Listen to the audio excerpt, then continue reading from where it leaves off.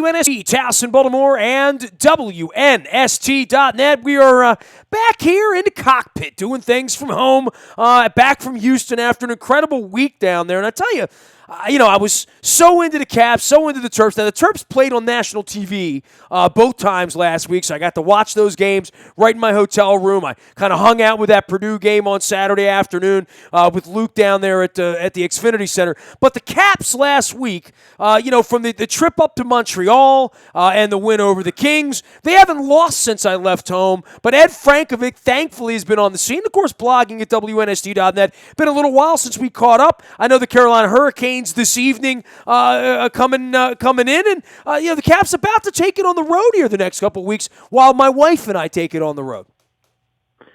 Yeah, the Capitals just keep rolling. 7-point lead in the Metro. Incredible. Huge win, Super Bowl Sunday over the Kings. 5 goals on not many shots. They're not getting a lot of shots, but what they're getting are quality shots, and they're doing a great job. Since December, we've talked about getting guys to net or getting traffic in front of the other team's goalie or getting to the paint, and that's why they're scoring goals. They're on an amazing roll here. I think it's 8 games in a row at home where they've scored 4 or 5 goals. So we'll see what they do Tuesday night here against Carolina. But they've been on a great run against some really strong teams, and now we get 3 home games before the bye week. So we'll see what happens here tonight. This is a game I'm a little bit worried about. Well, I mean, it was an impressive thing over the weekend, right? To go up to Montreal, there's always a lot of emotion there, a lot of energy going on, early game. You get on a plane, you get back, you go to bed, you get up, you head to your own rink, and, you see a very, very credible team as well. And they're making it, much like they did at points last season, look very, very easy. I mean, this President's Trophy, remember back in November we were writing about, well, that stuff wasn't important? Well, I mean, the only ceiling they have now is what they're going to be doing in April and May and June. Yeah, the playoffs just can't come soon enough, Ness, like last year. But I think when you really take a look at this team, I think they're better than last year. And we talked about the potential to be better early in the year with the addition of Eller and Connolly. And this third line has really allowed them. And that's where they lost to Pittsburgh last year. They got beat by the bottom 6 forwards. And this Eller, Connolly, and Burakovsky line just continues to roll. Brett Connolly's got 10 goals. Lars Eller's on a hot streak. Burakovsky's filling the net. This line has been jump-starting this team. Once again on Sunday against the Kings, Burakovsky makes a play in the corner, and Connolly comes out with the puck, and Eller's all alone in front. Three minutes in, they score.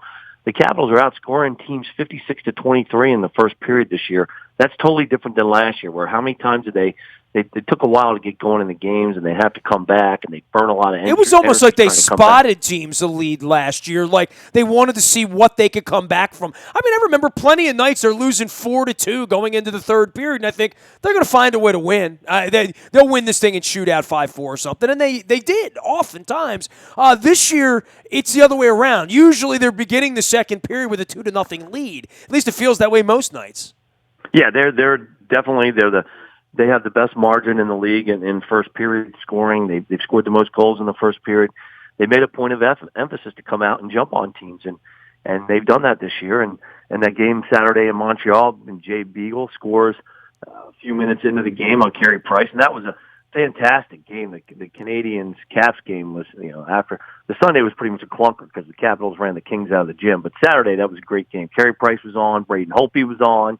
You're in the hallowed Montreal. Jay Beagle scores, and the Capitals are 9-0 this year when Beagle scores a goal. So you know how that goes. But that was a great hockey game. The Capitals continue to get goals from those. That they got a goal from the fourth line there on Sunday against the Kings. All 4 lines had a point because Tom Wilson set up Connolly on the 1 goal. So you're getting balanced scoring. Coach Trotz is sticking to his plan of rolling the lines, and it's keeping everybody fresh. And there was a stat Mike Vogel put out last week. When Ovechkin was actually tied for second in goals in the league. He's down to third now, but he was second in the league in goals scored, but 66th in forward ice time. So he's scoring while not playing, and they're resting him for the playoffs. So everything they're doing seems to be pointing towards let's peak in April. But they are really clicking on all cylinders right now, and they're playing a different style. They're not on the perimeter. They're going to the net. They're bringing traffic to the net, and it's really a lot of fun to watch. Kuznetsov and Burakovsky were names that we've been throwing around for a couple of years now. We've seen the lights go on, and the lights go off, specifically really off for Burakovsky at various points last year. Kuznetsov, January honors, and this is how you become the best team in the NHL. They needed these second and third and fourth lines to start lighting it up, and they have. And I know Trotz talked so much. Last time he talked to us about it back in November, it was all about that, and now we've seen that happen. And quite frankly, it feels like they only lose once a month. Well, he's such a difference maker, and he's, this team's going to go as far as he goes, and we've talked about that, you and I, for a long time, all season. If he isn't playing, then the other team can focus, their best checking line on the Ovechkin, Backstrom, and Oshie line, and then if Kuznetsov line's not scoring, then they can use their matchups to try and stop this new line with Eller, Burakovsky, and Connolly. But Kuznetsov is flying right now. He's been a difference maker. Like you said, first star of the month in the NHL. He's skating. He's shooting the puck. He's scoring goals. And Johansson and Justin Williams, they're filling. I mean, Justin Williams has 18 goals. So it's the puck's going in from everywhere. And it's not like they're getting lucky because they're shooting and pucks are going in from bad angles or from weak areas.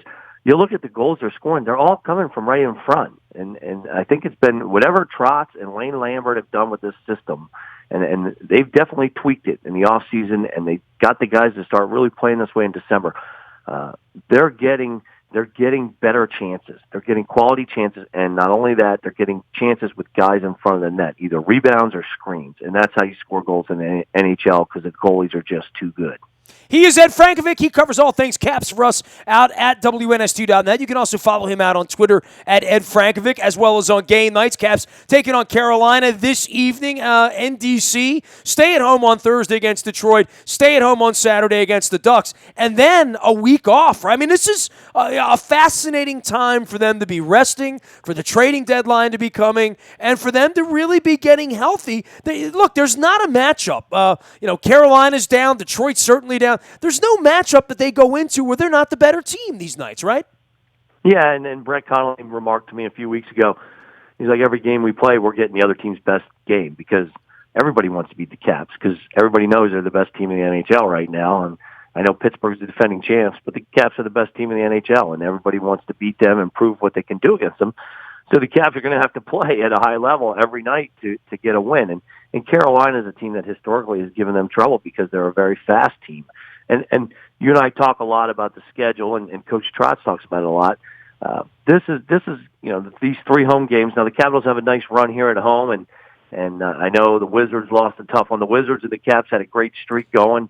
Where neither lost. Hey, by the way, it's a good time to talk about that. Really, really incredible time for Monumental and for Ted. I know he's bringing the football team up here. We're going to be talking more about the brigade, but this is nice. I mean, Ted's been a part of this for 2 decades now, right? To finally have this kind of success across both sides, there was real, honest to God excitement. My wife was sitting on the edge of her chair Monday night. I mean, I'm in here doing radio, sitting on the edge of my chair. You were sitting. Everybody I knew was watching the Wizards on Monday night.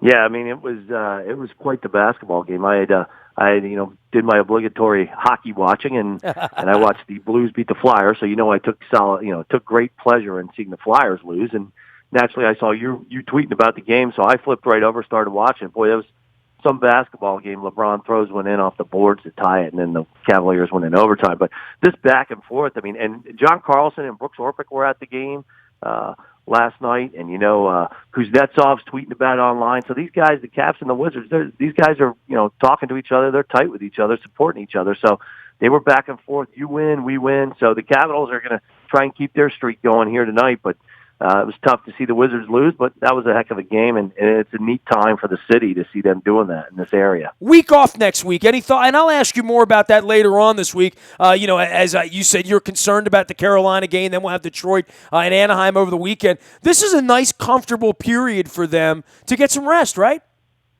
Yeah, Ovechkin and Holtby needed because they had to go out to the All-Star. Everybody else got a little break with the with the All-Star game. But Ovi and Holtby, they had to fly cross country back and forth, and those guys could certainly use the shutdown for a few days.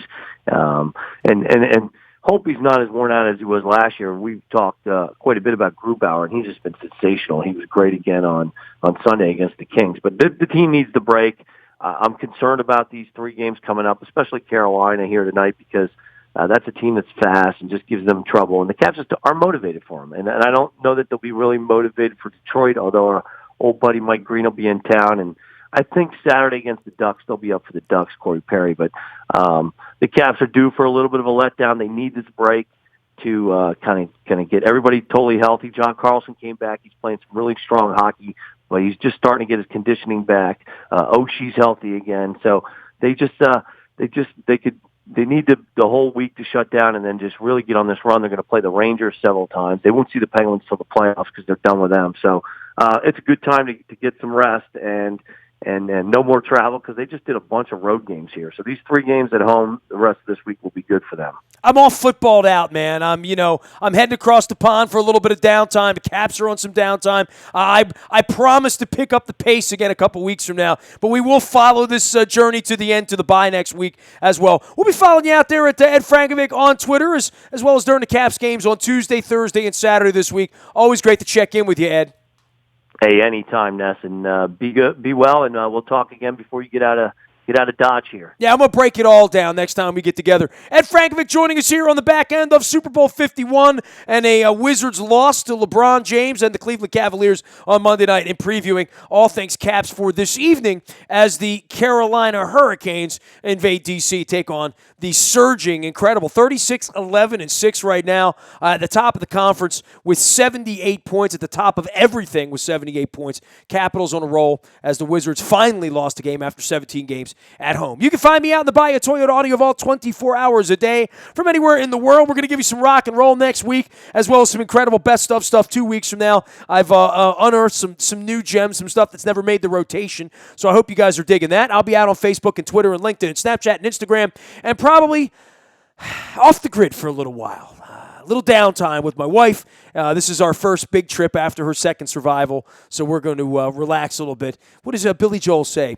Take the phone off the hook and disappear for a while. That's the plan. I'm Nestor. We are WNST.net, AM 1570, and WNST Towson, Baltimore, and we never stop talking Baltimore sports.